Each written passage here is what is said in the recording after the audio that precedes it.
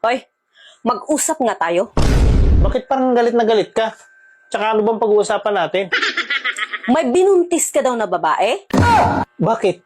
Ikaw ba ang nanay ng babae? Mas matanda pa sa akin ang binuntisan mo, tapos ako pa ang nanay?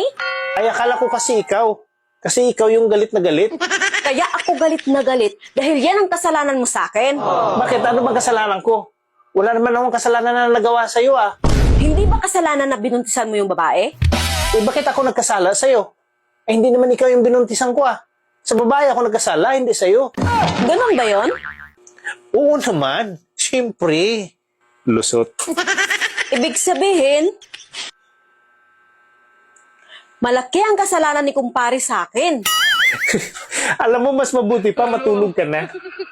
Kung sino-sino na yung taong tinuturo mo na may kasalanan sa'yo eh. Paano naman nagkasala si kumpare sa'yo? Eh, binuntis rin niya ako eh. Wala akong kasalanan sa'yo.